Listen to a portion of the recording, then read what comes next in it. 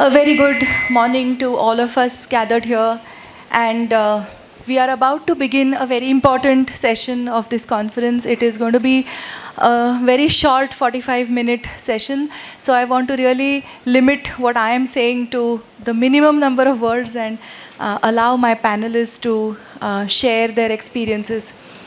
So first and foremost, I would like to thank the whole connecting family, starting from Arnavaz, Sandy, everyone who has made me a part of connecting. I feel very, very, very much a part of the family, and also especially thanks to Sandy for inviting me to moderate this beautiful session. For the last 2 days, we've been having some really, really beautiful, eye-opening sessions, and what I gather from the tone of all these sessions is this need to see suicide as a systemic issue and to bring about sensitivity building and consciousness raising when it comes to suicide. So I think nothing can be a more organic build-up to the last couple of days than to really listen to the lived experiences of the panelists. And I'm really grateful to all of these 5 wonderful people who have agreed to be the panelists for today's session. So we have Anil Ukrande, who is the founder director of Yutak Charitable Trust and doing gorgeous work in the field of LGBTQ support. We have Vaidehi, who's working in the security department of the PMC. We have Viren Rajput, I think, who doesn't need any different introduction because he's on the advisory board of Connecting and also the founder director of Samatol. We have Nairuti, who is already, she's almost like a, everybody knows her in this room. So she's a clinical psychologist and doing wonderful work for suicide prevention in Ahmedabad University. And we also have Varsha, who is a volunteer on the Connecting, the work that is going on about suicide prevention. So thank you all of my panelists for joining in for this session. And lived experiences, I think, really give us a very insider and phenomenological view of what happens. So I would like to ask my first panelist, Anil, to talk about his journey. Good morning. सबको आवाज़ आ रही है? Yes. Is it fine if I speak in Hindi, Marathi, whatever language I prefer? Yes, great. Thank you for giving such a wonderful queer space for us to share our lived experiences. तो फिर से हमारे जो connecting trust के जो सारे team है उनको बहुत बहुत आभार कि इन्होंने हमें वो स्पेस दिया जहाँ पे हम बोल नहीं पाते, हम अपना लिव एक्सपीरियंस जो शेयर नहीं कर पाते और इतने लोग नहीं होते जो हमें सुन पाते, क्योंकि जब क्यूयर मूवमेंट्स की बात आती है, जब क्यूयर सब्जेक्ट आता है तो लोग जनरली बैकडोर से निकल लेते हैं, लेकिन यहाँ पे वो माहौल ही कुछ अलग बना है. Thank you for wonderful platform. तो बेसिकली सबको तो थैंक यू मैंने बोल लिया, लेकिन और एक थैंक यू मैं आमिर खान को बोलूँगा. शायद वो नहीं होता तो शायद अनिल आज यहाँ पे नहीं आप देख पाते. 2014 में आमिर खान का एक सत्यमेव जयते का लाइव सीरियल्स एपिसोड्स हुआ करते थे. उसके पहले मेरी शुरुआत मैं जब करता हूँ तो हमेशा टीनेजर में जब हमने देखा है कि हमारे सारे क्वियर पर्सन और मैं भी वो उस डायलेमा में थे कि हम कौन हैं. हम खुद से स्ट्रगल कर रहे थे कि मेरी आइडेंटिटी क्या है, क्योंकि एलजीबीटी तो उस वक्त पता भी नहीं था. 12-18 साल पहले जो पता था वो ट्रांस लोग थे, विजिबल वही थे. और जब मैंने ये महसूस किया 10th ग्रेड में कि मैं कुछ अलग हूँ, मैं लड़कों के प्रति आकर्षित होता हूँ और मुझे लड़के पसंद है, लड़कियाँ नहीं, और मेरे जो क्लासमेट्स हैं वो बेसिकली हेट्रोसेक्सुअल थे, तो उनका जो अट्रैक्शन था वो अपोजिट सेक्स हुआ करता था. और जब वो लड़कियों के बारे में बात करते थे तो ऑब्वियसली मुझे भी उनकी तरफ फिट होना था उनकी सोसाइटल नॉर्म्स में. मैंने सिर्फ नोडिंग शुरू किया, यस यस यस यस. लेकिन वो उनके लिए नोडिंग जो था वो शायद उनको वो कंफर्ट दे रहा था कि ये भी हमारे तरह एक हेट्रोसेक्सुअल पर्सन है, लेकिन अंदर से मैं खुद को देख पा रहा था कि मैं उनमें फिट नहीं हो पा रहा हूँ. और उसी वजह से मेरा जो 10th ग्रेड का, मतलब हम महाराष्ट्र से जब है सब, तो हमें पता है कि एसएससी और एचएससी बहुत ही माइलस्टोन्स होते हैं आपके एजुकेशन करियर में. तो उस वक्त वो सारा जो चल रहा था कि मैं अकेला हूँ, मैं अकेला क्या हूँ पता नहीं था, लेकिन मैं अकेला हूँ क्योंकि लोग मेरी तरह नहीं है, मैं उनकी तरह नहीं हूँ, मेजॉरिटी तरह नहीं हूँ। और वही मुझे खा जा रहा था कि मैं गलत हूँ, मैं पापी हूँ, या शायद मुझे रहना नहीं चाहिए, मुझे सुसाइड करना चाहिए क्योंकि मैं फिट नहीं हो रहा। अगर सपोज़ मेरे पेरेंट्स को पता चला कि मैं अलग हूँ, मैं हेट्रोसेक्सुअल नहीं हूँ, मैं लड़कियों के प्रति आकर्षित नहीं होता हूँ, तो उनके ऊपर क्या बीतेगी? क्योंकि हम सबसे पहले तो हमारी नहीं सोचते, हम अपने पेरेंट्स की सोचते हैं, हम सोसाइटी की सोचते हैं। तो मैंने भी वही किया, और फिर वही उसकी वजह से तुम्हारा नींद खराब होता है, तुम्हारे सपने नहीं आते। हम में से हर कोई सपने देखकर ही जीता रहता है कि मुझे ये होना है, मुझे वो करना है, मुझे पढ़ना है। हम नहीं कर पाते क्योंकि हमें यही पता थी, शायद हम पता भी नहीं कि हम जी पाएंगे नहीं, क्योंकि ये सोसाइटी है जो बहुत ही हेटेरोनॉर्मेटिव है। यहाँ के सारे जो सब्जेक्ट्स है, सारे रूल्स है, सारा जो कल्चर है वो बहुत ही हेटेरोनॉर्मेटिव है। हम उसमें फिट नहीं हो पा रहे। और मेरे दोस्त किसी लड़की को, अरे वो कितनी सुंदर है, लेकिन मैं वो सुंदरता उसमें देख पा रहा था, लेकिन वो अट्रैक्टिव नहीं थी मेरे लिए। तो वो जब मैंने देखा कि अगर मैं ये बताता हूँ मेरे दोस्तों को, मेरे फ्रेंड्स को, तो शायद वो मुझे बहिष्कृत करेंगे, लेकिन मुझे रहना है उनके साथ, क्योंकि अब मैं अकेलापन, अगर उस बेंच पे अकेला रहूँगा तो सारा क्लास मेरी तरफ देखेगा कि अकेला है, कुछ अलग भी है। तो इससे अच्छा मैं उनमें फिट होने की कोशिश कर रहा हूँ। तो उस वजह से मेरी नींद चली गई, मेरा जो एपेटाइट था वो भी चला गया। उसका परिणाम ये हुआ कि फिर मैं वीक बना, फिज़िकली वीक बना, और मैं कुछ कर नहीं पा रहा था। लेकिन फिर बीच में ऐसे लगा कि चलो ये सारा जो माहौल है जो बहुत ही नेगेटिव है, इसको हम ख़त्म करेंगे। कैसे करेंगे? तो सुसाइड करेंगे। तो उसके लिए हमने क्या किया, मैं बच्चा था तो हमारे पास वो पॉइजन वगैरह वो भी कुछ हुआ नहीं करते। मैं एक छोटे गांव से आता था, उस वक्त पीसीएमसी बहुत ही अनडेवलप्ड या फिर डेवलपिंग पार्ट था इस सिटी का। तो वहाँ पे एक पौधा, आप सबको पता होगा, बेशरम, सब लोगों ने सुना होगा ना, बेशरम। मराठी में वही शब्द है और इंग्लिश में भी, शायद हिंदी में भी वही उसको कहा जाता है। वो बेशरम था, शायद वो मेरे ऊपर काम नहीं कर पाया। मैंने उसकी पत्तियाँ जो थी वो कंज्यूम किया। मुझे लगा कि शायद उसे खाने के बाद, क्योंकि हमेशा मैंने हमारे जो पेरेंट्स हैं उनको सुना था कि ये खाने से लोग मरते हैं या फिर ये पॉइजनस है, तो मैंने वो ट्राई किया।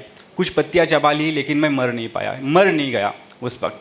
तो फिर वही डायरिया है, नॉशियस है, वो सारा थोड़ा सा वो मेडिकल कंडीशन से गुजरा, लेकिन मैं मरा नहीं, फिर भी सर्वाइव कर पाया।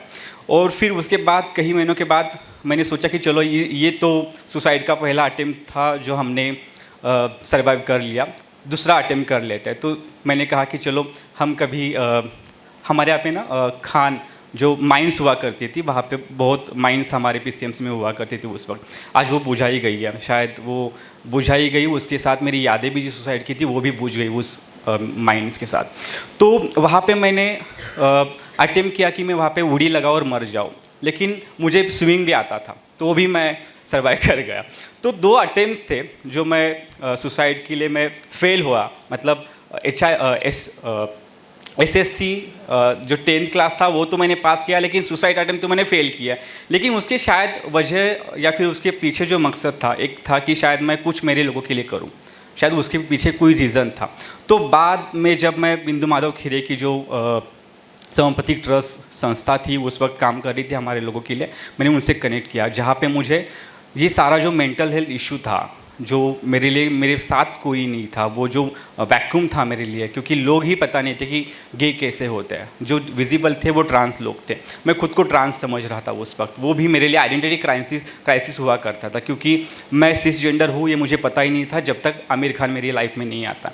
तो ये सारा जो सुसाइडल है, मेंटल डिप्रेशन है, या फिर जो कुछ भी मेंटल हेल्थ इश्यूज जनरली जो होता है, हम में से आज भी हर कोई व्यक्ति आज भी कहीं ना कहीं एक गांव में, कहीं एक दूसरे ज़िले में, राज्य में, कहीं ना कहीं इसी स्टेज से जा रहा है। ये आज भी मुझे उतना कॉन्फिडेंस मैं बताता हूँ, क्योंकि जब हम LGBT के लिए काम कर रहे हैं तो हमें पता चलता है कि जब जितने सारे हेल्पलाइंस जब हम रन कर रहे हैं या फिर जो कॉल्स हमें आते हैं, वो आज भी दिखाते हैं कि कितना मेंटल डिस्ट्रेस आज भी हमारे लोगों में है, कितना लोग आज भी LGBT होना खुद को बुरा मानते हैं, आज भी उनको ये लगता है कि ये गलत है, ये पाप है।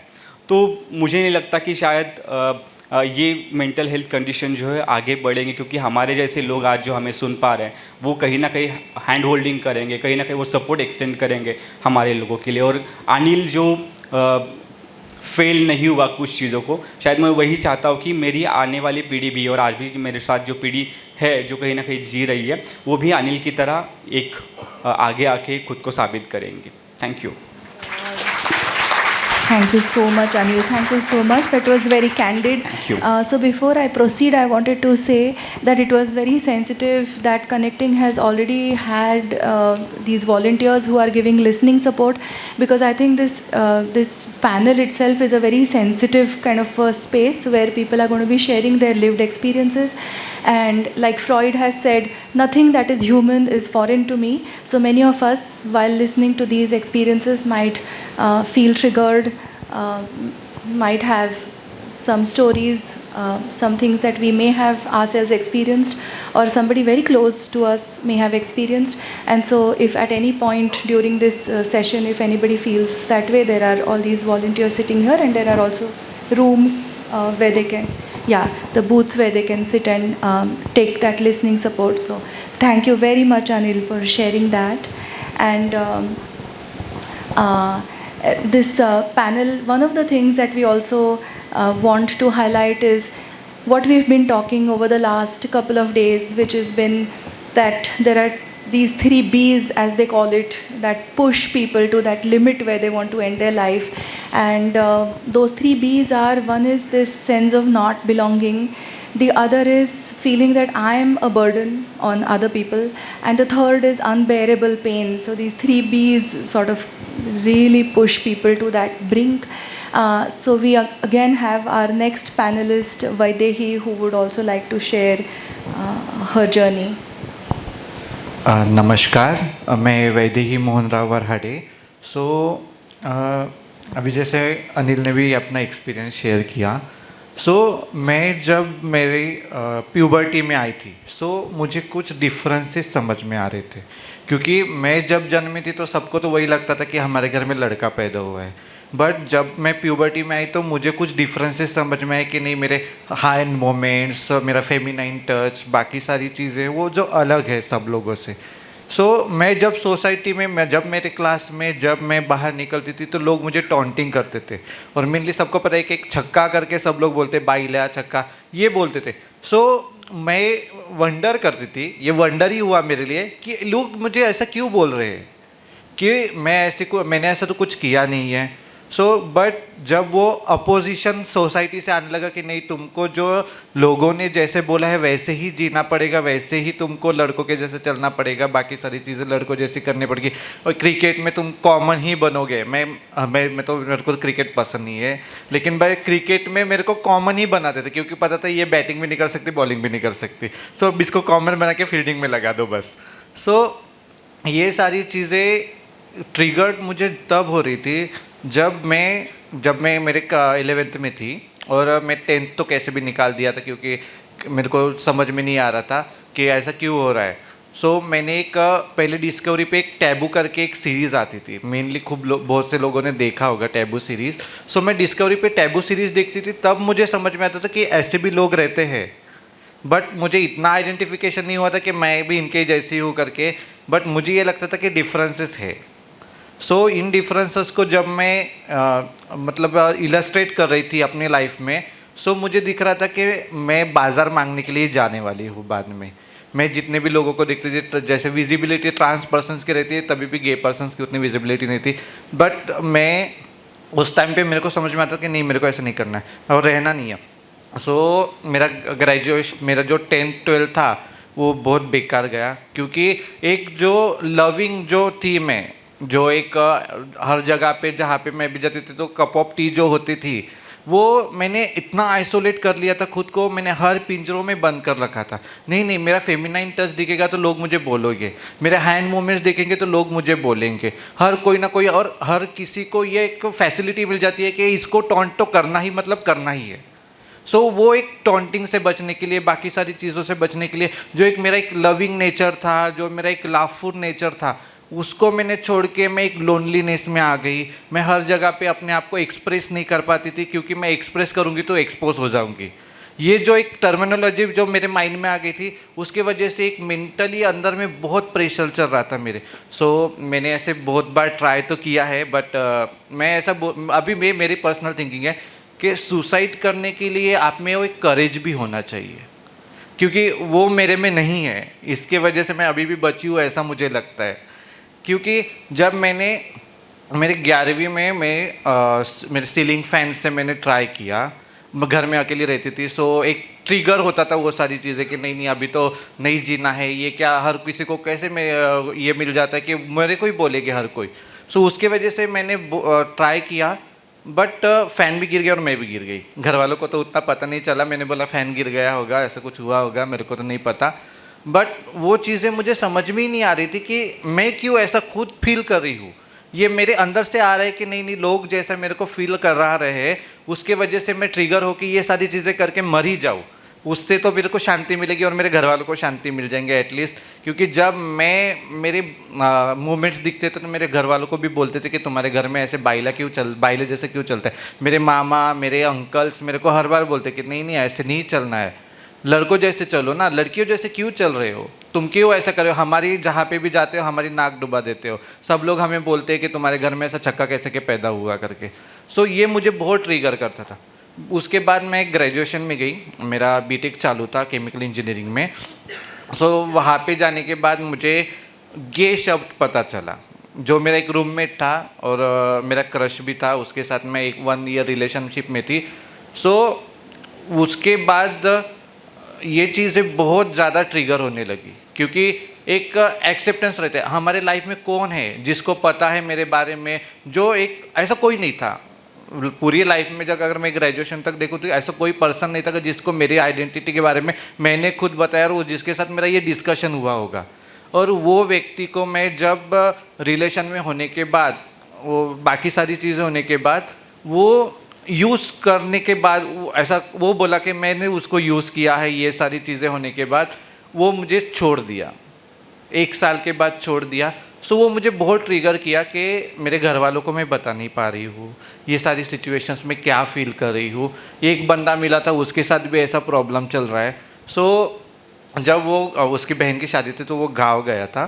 सो उसने एक चाय रखी थी, उस टाइम पे बोलते थे कि चाय का जहर बन जाता है करके, नहीं क्या।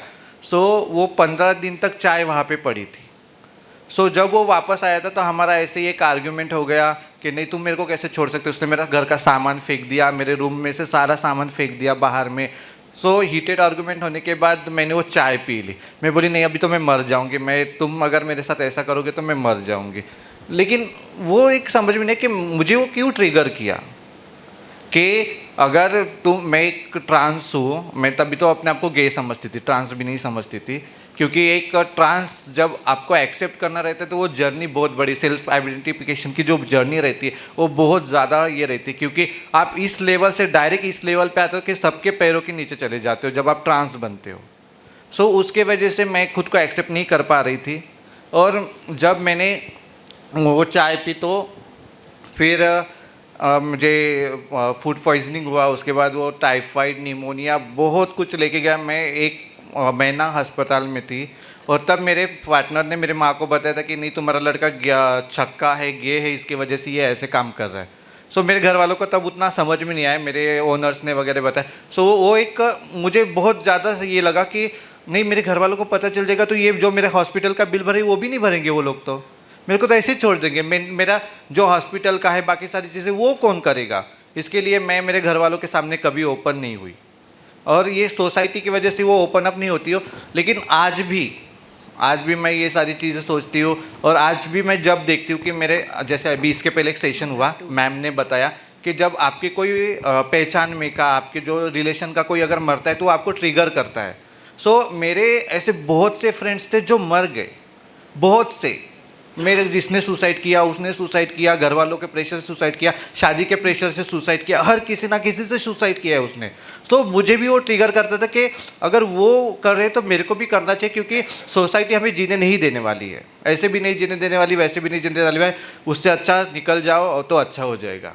बट उसके बाद मैं अनिल से मिली, बिंदु सर से मिली। पहले तो मैं केमिकल इंजीनियरिंग कर रही थी, उसके बाद मैं पुणे में आने के बाद सिग्नल पे भीख मांगती थी। आप सोच सकते हैं कि बीटेक वाली बंदी अगर सिग्नल पे भीख मांग रही है तो आपकी जीडीपी और आप जो इतना बोलते हैं, जो 22 बिलियन डॉलर्स का जो नुकसान हुआ है, ऐसे कितने सारे लोगों का नुकसान हुआ होगा और ऐसा कंट्री का भी कितना नुकसान हुआ है। सो इन लोगों से मिलने के बाद मेरी मेंटल हेल्थ थोड़ी अच्छी हुई है और मेरे को थोड़े से बाहर के भी मतलब मेरे पास भी क्या क्या ऑप्शन है वो पता चले। सो मैं बिंदु सर और अनिल को थैंक्स बोलूँगी इन चीज़ों के लिए। Wow.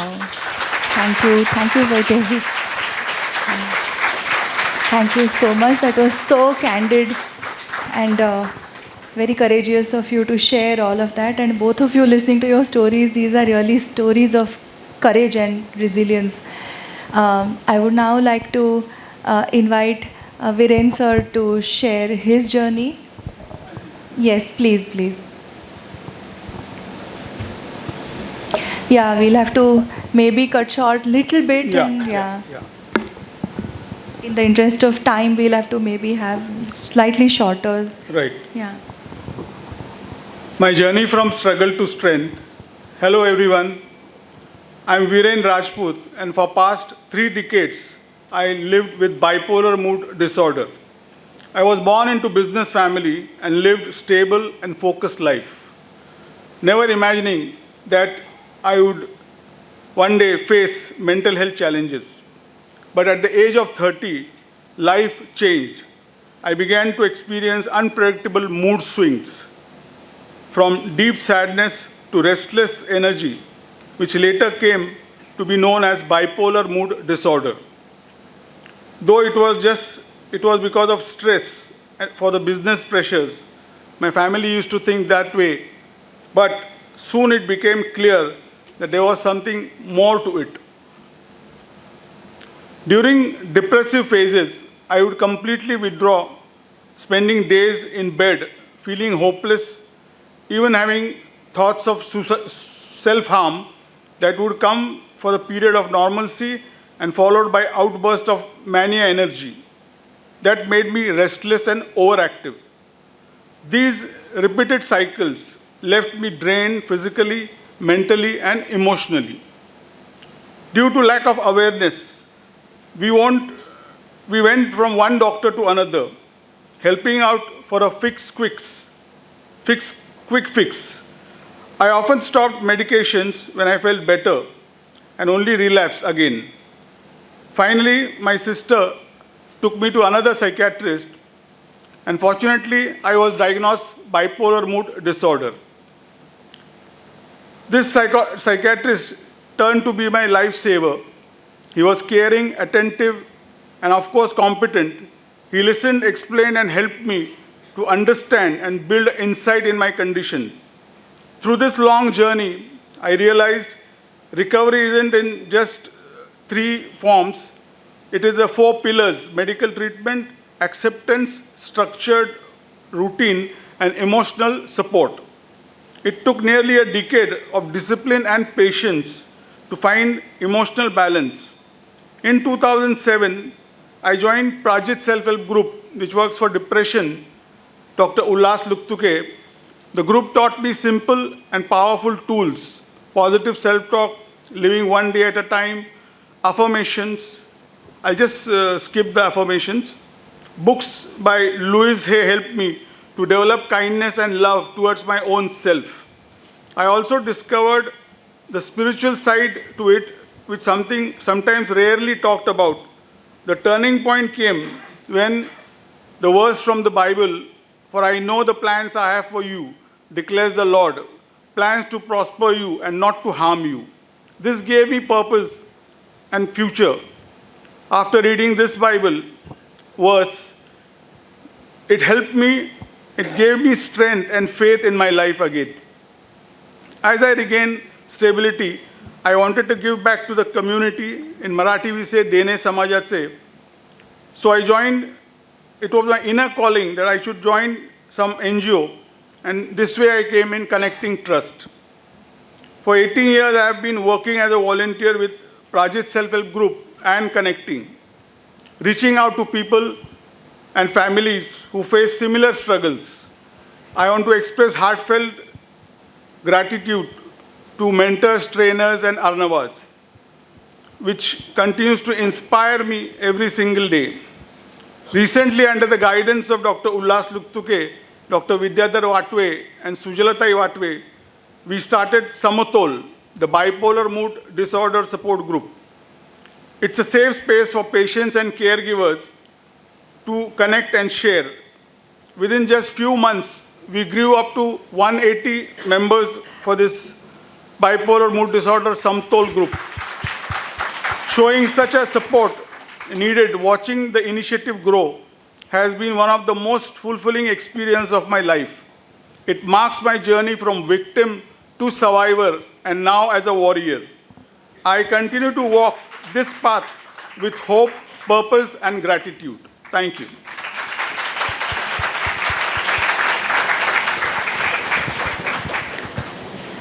Thank you, Viren, for that really candid sharing. Again, a story of resilience, remarkable resilience. But I really feel that it was fortunate that you came in touch with that therapist who made it easy for you to understand what's going on with you.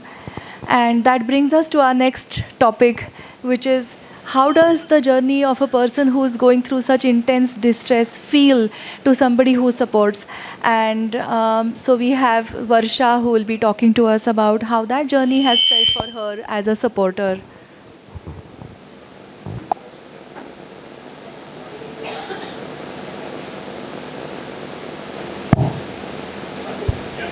Yeah. Hello everyone, I'm Varsha.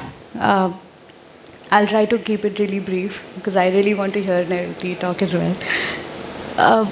I was just reflecting on one thing when I was thinking about my whole journey at Connecting, that what keeps bringing me back to the work that I do at Connecting as a volunteer support, talking to countless people who are going through distress or feeling suicidal. And one of the biggest profound things that I've found through my journey is how important something which usually we call as simple, but it is really complex, which is listening, can be in this whole journey and experience.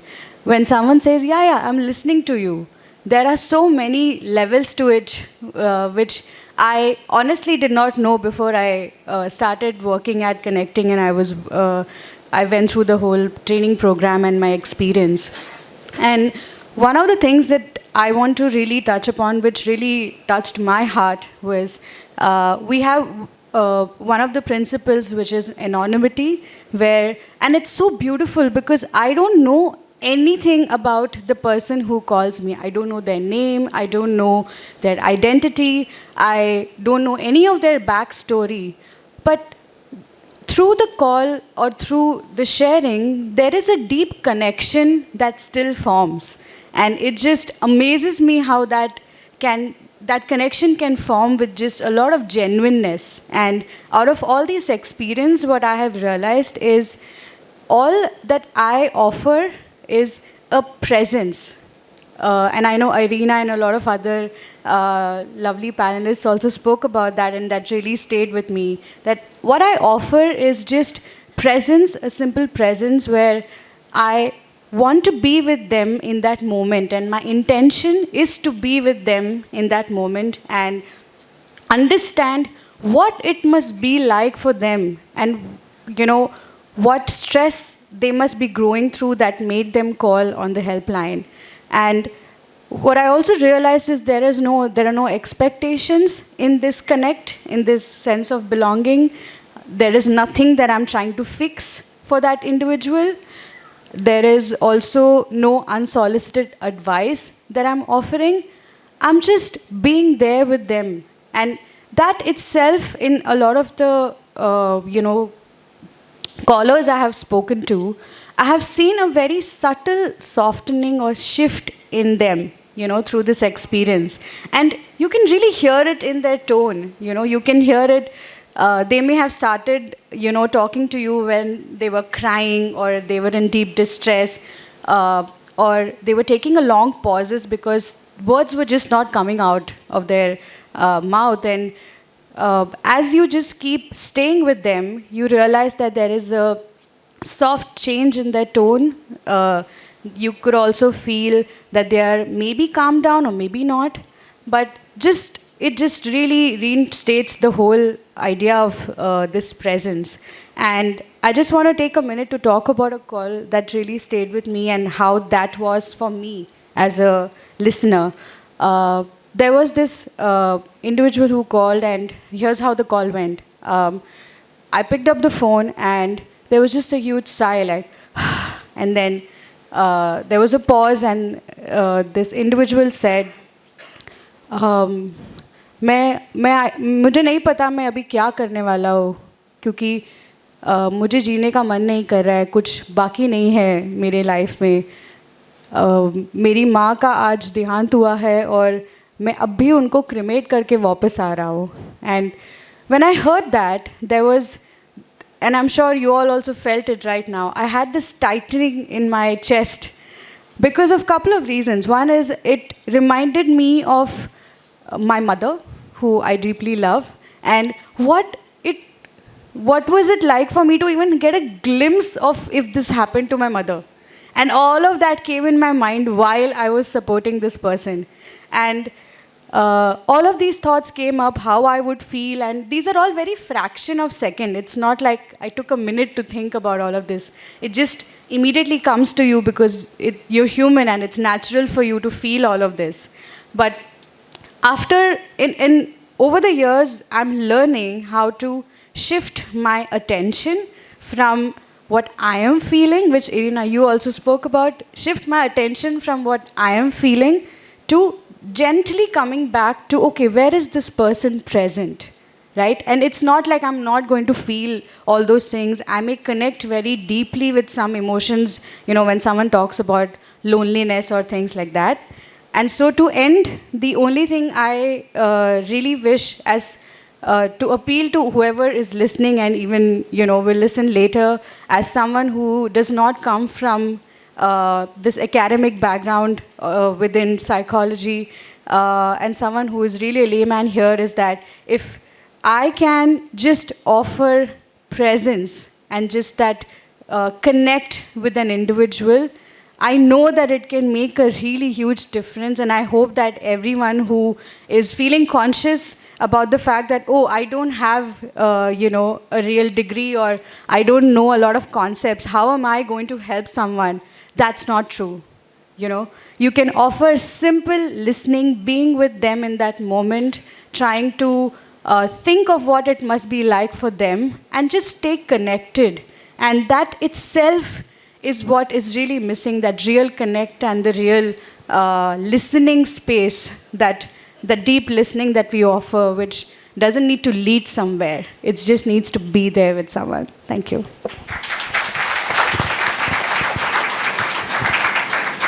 Yeah, thank you so much, Varsha. I think your words must have given such a lot of courage to so many people sitting here who must be wondering what do they do without a formal degree in counseling.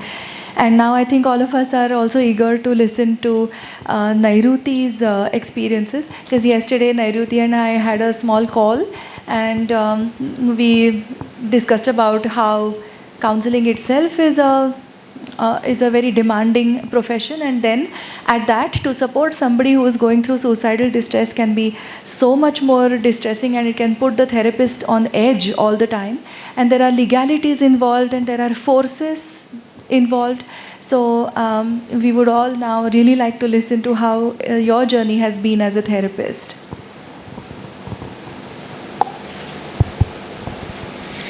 Thank you so much for that introduction. And I want to begin by thanking Sandy and Connecting Trust. Ever since I'm here, I'm really feeling at home with all of you. And that only tells me that, how much I miss talking about so many perspectives that I often don't make contact with on a day-to-day basis. And it's really wonderful to really listen to each one of you, and I'm really in touch with feeling grateful that we are able to create that space where we are collectively coming together to collectively really think and wonder that what is it that we really want to do. I'm really going to share about my vulnerable story of supporting someone who was in crisis 2 weeks ago. When I started off my career, I really felt that one day I'll figure it out and I won't be affected by what's happening with my clients. And here I am talking to you about that's not true. It's very, very difficult. And so 2 weeks ago, on a very busy evening, while I was going back home, I get a call from one of the students that I work with peer support program. And she's telling me that, ma'am, I'm very sorry to call you at this hour, but your client and my friend has overdosed on medication and I don't know what to do. And something in me just felt extremely shocked and extremely affected, where I also didn't know. I was not in a space to like really think straight. And we both decided on a call that, okay, we need to inform the family immediately so the person can be taken to the hospital. We did that bit. And after that, there was this huge rush of thoughts and feelings. Lot of questions. What must have happened for her to do this? Why she didn't reach out to me? I'm glad she reached out to her friend. I'm glad we informed the family. But what do I do with this feeling? How do I make contact with her now? How long will I have to know whether she's all right or not? And while I was informing the family, I had sensed the huge amount of anger that the family was feeling, that how come we are getting to know at this hour where there is an emergency? Why? How come we didn't know earlier? And none of us had any clue with what was happening with this person. Probably this person didn't feel safe to share it with me, the psychiatrist, and eventually she did what she did. And I'm feeling extremely uneasy. My appetite has gone. I'm feeling restless. I walked around. My family is concerned that what will happen, and I was like, I can't deal with this. You just give me some time. You just be around. I need someone's presence, but not a conversation. And after 2 hours, part of me had settled down, but part of me was still uneasy. And I'm getting a message from the client's sister that I want to talk to you. And I again felt extremely concerned that what if this is a bad news? What if I've lost my client? And I didn't want to get on a call, but I did. And she was thankfully safe, her vitals were stable. But what really also came up in the call was a lot of aggression towards me, the psychiatrist, friends. Part of me really got that, because I can't even imagine if my sibling was in that situation, how will I feel? But part of me also felt very, very protective of my own self. I didn't know what if this person writes to someone in my organization? What if this person really blames me for what happened with this client? And part of me actually blamed myself also in that moment. And by the end of the call, I realized that, what the family needed was really that authentic connection with really understanding that this is not easy. And I'm also not feeling okay about what has happened, and we all are together in this. And of course, the sister settled down, but that unease really stayed longer in my system. The next day, I had to reach my workplace at 9 a.m., and this was happening somewhere around 10:30 p.m. I really realized that whatever happened, now when she's safe, I can process it, I can sit with what and how I felt, but I needed time to really process and show up for my work tomorrow, because it's not easy. And I did that because thankfully sometimes, I'm in a grounded space to make right choices for myself, and I did go to work a little late, but I realized something very fundamental in that moment, that people did check in with me, but we don't have any system to really support the therapists and mental health professionals. I still had 7 sessions that day, and I was expected to carry them out. It's me who made an effort to talk to my supervisors, my friends who are therapists, And I really am in touch with feeling so isolated. Like, I do want to support and help, but do we have support for mental health practitioners? Do we have systems which really support? Yesterday, Hawovi talked about therapist burnout and secondary trauma that the therapists go through. It made so much sense. So, different lived experience. We're really talking about the systemic issue, but therapists are also part of that system, right?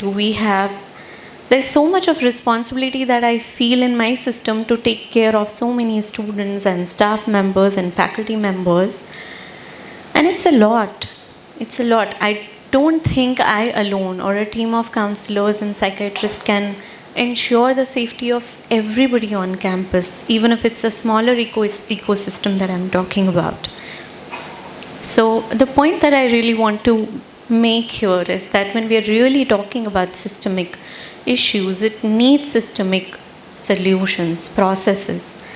We have yet not figured it out, but I'm really also hopeful that if we collectively come together and if we really allow each voices to emerge the way we are really allowing that here, I think we will be able to create something that's more contextually relevant, as Dr. Jha also shared, right? And I'm really, really in touch with that as I'm talking to all of you. Thank you, Nairuti. Thank you so much for that really authentic and candid sharing. We've already run out of time. It is 5 minutes past 12.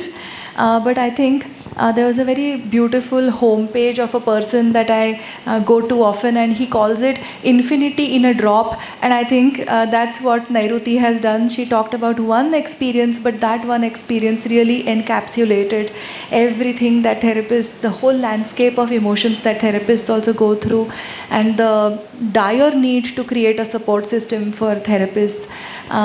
So before I wind up this session, I want to take a moment to thank all of my panelists, Anil, Vaidehi, Viren, Nairuti, Varsha, all of them for being so genuine in their sharing.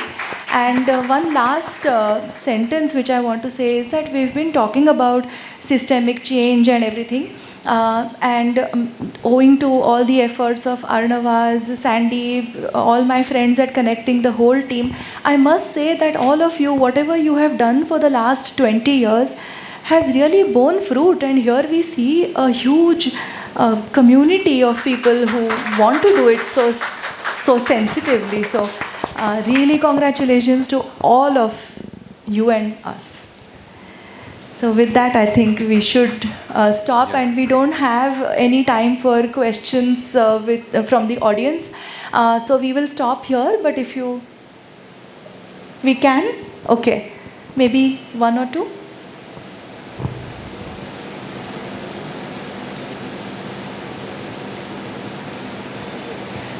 So I think maybe we can connect. I think in the interest of time, we will stop for now, but maybe over lunch we can connect, because there's another session coming up right now. So we can all talk to the panelists during the lunch time. I hope that's okay with all of you. Yes. Thank you to all the panelists for sharing your experiences. Kindly remain on stage. I would like to call on Suhasini to kindly felicitate the guest.